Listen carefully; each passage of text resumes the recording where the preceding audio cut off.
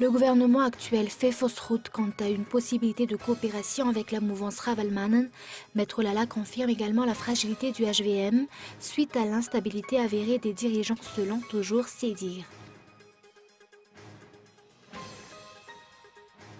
Les frontières de Madagascar restent une passoire. Le retour de Madagascar dans la normalité constitutionnelle n'a pas changé la situation. Une insulte pour les 166 victimes, le cerveau présumé des attentats de Bombay en 2008 a été libéré sous caution, une annonce qui tendra un peu plus les relations entre l'Inde et le Pakistan.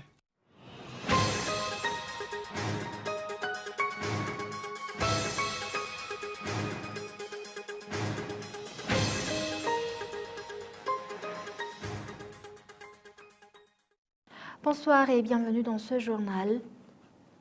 Kelelike, tena azafady e.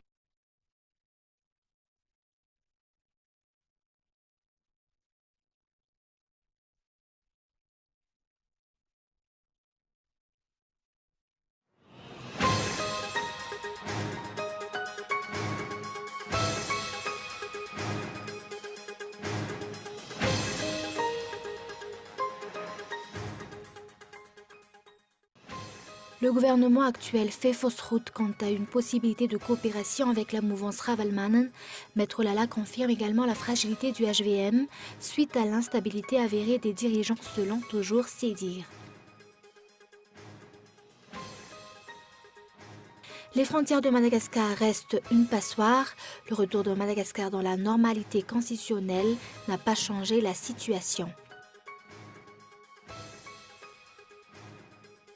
Une insulte pour les 166 victimes, le cerveau présumé des attentats de Bombay en 2008 a été libéré sous caution, une annonce qui tendra un peu plus les relations entre l'Inde et le Pakistan.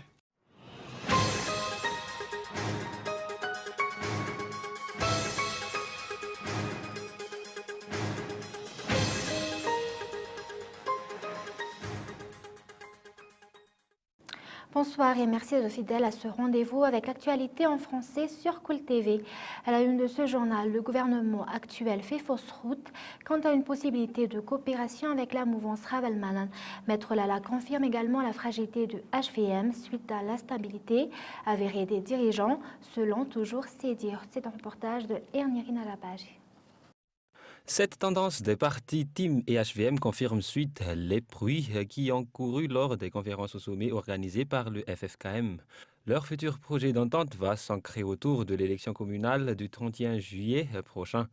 La HVM est à court d'idées au point d'être obligée de collaborer de très près avec le parti politique de l'ancien président Marc Ravalomanen. Ce dernier a confirmé hier, lors de sa rencontre avec les journalistes, une forme d'association avec la HVM, alliance qui risquerait de nuire au HVM selon Maître Willy Razafzatov. Vu que si le team gagne la capitale, Marc Ravalomanen pourra aisément revenir au pouvoir. L'ancien président a toutefois souligné que le futur maire de Tanas se doit de collaborer avec le régime actuel pour réussir dans la gestion d'Antananarive. Moi, je ne pense pas que ça va disperser les voix parce que les gens vont voter toujours pour celui ou celle qu'ils vont aimer. Et c'est là où je dirais que on connaît bien la mentalité de nos politiciens. Ce n'est pas le team, au cas où le team sera élu, qui va demander l'appui de HVM ou bien demander quelque chose au niveau de HVM. Peut-être bien, on sait que la mairie et le gouvernement devaient travailler ensemble, d'accord, mais il est toujours dit que le fait d'être maire de Tananarive a un avantage par rapport à un membre du gouvernement. La question de la tenue de l'élection communale reste encore un énigme. Force est néanmoins de reconnaître qu'au vu de l'enjeu, tout sera question de pur calcul de politique politicienne. Et 3 jours après l'ouverture officielle du dépôt des dossiers de candidature pour l'élection communale du 31 juillet, aucun dossier n'a été reçu jusqu'à ce jour. Selon un conseiller auprès de la société civile KMF Knoué, Bruno Ragoutouarsou, l'État va avoir du mal à définir le nombre des conseillers selon les nombres des habitants, faute de recensement. Après la démission de l'ancienne présidente du Sénit, la commission n'a pas suivi la règle, affirme Bruno Ragoutouarsou, membre de la société civile. Des experts experts en observation. De plus, l'effectif de la population actuelle n'est jusqu'ici précise. Pourtant, le nombre des conseillers municipaux en dépend. Et sur le plan économique, les frontières de Madagascar restent une passoire. Le retour de Madagascar dans la normalité constitutionnelle n'a pas changé la situation. La gestion de la sécurité aéroportuaire par des étrangers en est la cause, affirme un ancien responsable du PAF, police de l'air et frontières. Reportage. Bois de rose, or, tortues, hippocampes, drogue et bien d'autres encore sont au centre des exportations illicites les plus célèbres ces derniers temps. Celle des 18 866 hippocampes saisis à Roissy le mois de février dernier a même fait courir les rumeurs selon lesquelles un proche d'un tout haut responsable politique y a été impliqué, ce qui a été officiellement démenti d'ailleurs. Une des caractéristiques communes de ces richesses pillées sera qu'elles n'ont été saisies qu'à l'étranger. Quelle en est la raison? L'ancien responsable du PAF, Razaf Chandrova Brunel, affirme que la gestion de la sécurité aéroportuaire par des étrangers en est la cause. Les employés malgaches sont démotivés, ajoute-t-il. Jusqu'ici, les frontières malgaches restent des passoires. L'on se demande quelles sont les mesures prises par l'État. Et aucun musulman de Madagascar n'aura l'idée de se livrer à un acte de terrorisme d'après les explications du représentant de leur association. Ce jour, le principe du djihad ne fait pas référence en aucun cas au terrorisme ni à la guerre. La prudence est toutefois nécessaire pour un pays comme Madagascar face à toute rumeur qui circule sur la présence de terroristes, explique le général de corps d'armée Rassouf Nourine Beni Xavier. Reportage.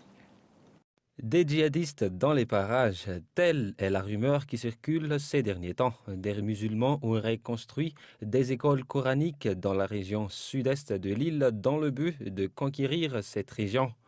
Les services de la CIA américaine soupçonnent une forme déguisée de djihad. Toutefois, le djihad ne consiste pas à faire des actes de terrorisme ni de violence d'après les explications du premier responsable de l'association des sunnites à Madagascar. Nous sommes étonnés aussi que, voilà, on nous soupçonne.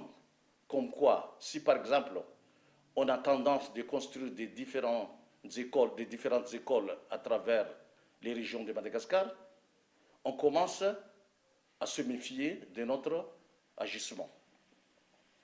Nous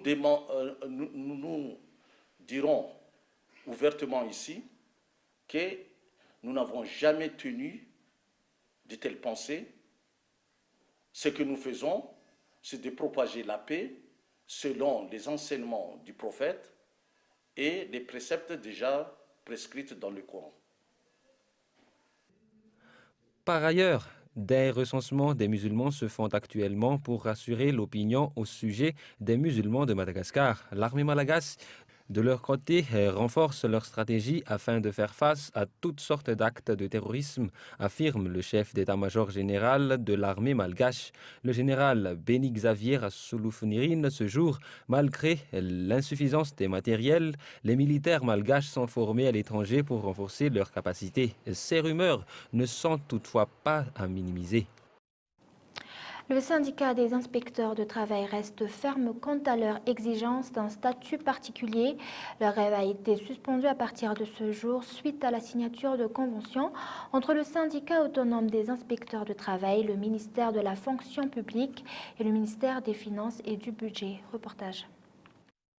Plusieurs syndicats se sont plaints de la grève des inspecteurs de travail pendant plus d'un mois. L'inspection de travail n'a pas pu résoudre le problème des syndicats au niveau des entreprises durant toute cette période. Dès leur arrivée à l'inspection de travail, l'écriteau sur la porte était clair: en grève, zéro service.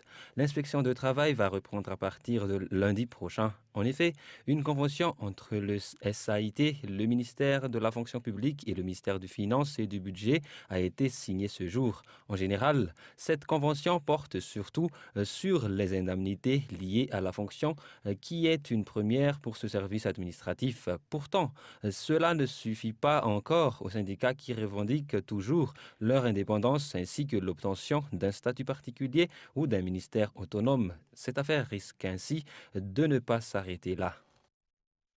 Et place aux actualités internationales. Première visite en Europe du Premier ministre indien Narendra Modi.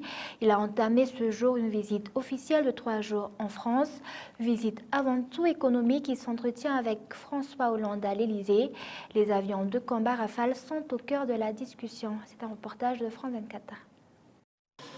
Poignée de main cordiale entre François Hollande et Narendra Modi, avant d'entrer dans la phase plus complexe des négociations.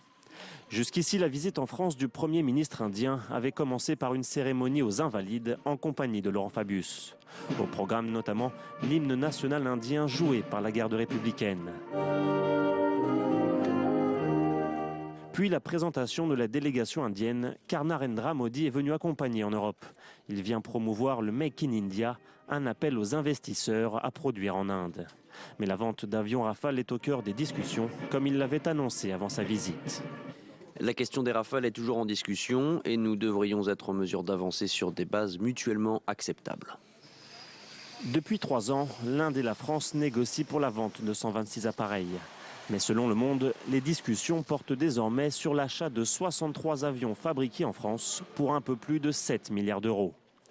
Avant sa rencontre avec Narendra Modi, François Hollande était en déplacement en Ardèche. Il a lui aussi manifesté sa volonté de progresser. Je souhaite que nous puissions avancer au cours de la visite du Premier ministre Modi. Mais il y aura d'autres rencontres et nous verrons bien comment nous pourrons finaliser ce possible contrat.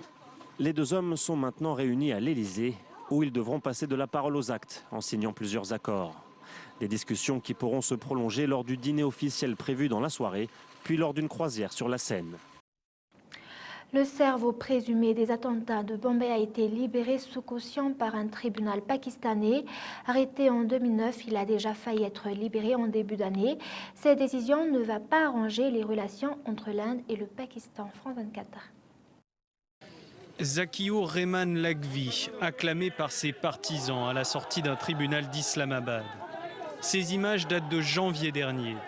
À l'époque déjà, la justice pakistanaise ordonne sa libération, provoquant la colère de l'Inde. Mais le cerveau présumé des attentats de Bombay est de nouveau incarcéré dans la foulée pour d'autres charges pesant contre lui.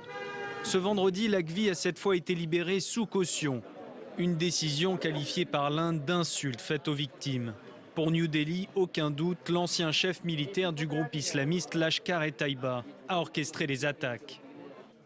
Le 26 novembre 2008, 10 hommes armés arrivent à Bombay par bateau et font régner la terreur pendant 3 jours. Ils ouvrent le feu et lancent des grenades dans des lieux très fréquentés, notamment cet hôtel de luxe. 166 personnes sont tuées. Lakhvi faisait partie des 7 suspects inculpés et incarcérés au Pakistan dans le cadre de l'enquête. Selon son avocat, sa caution s'élève à $20 000. Et voici un rappel des grands points développés dans ce journal. Le gouvernement actuel fait fausse route quant à une possibilité de coopération avec la mouvance Ravelman. Maître Olala confirme également la fragilité du HVM suite à l'instabilité avérée des dirigeants, toujours selon ses dires. Les frontières de Madagascar restent une passoire. Le retour de Madagascar dans la normalité constitutionnelle n'a pas changé la situation. Et au Pakistan, une insulte pour les 166 victimes de cerveau présumé des attentats de Bombay en 2008 a été libéré sous caution. Et c'est la fin de ce journal. Merci de l'avoir suivi jusqu'à la fin. Nous vous donnons rendez-vous demain à la même heure. Au revoir.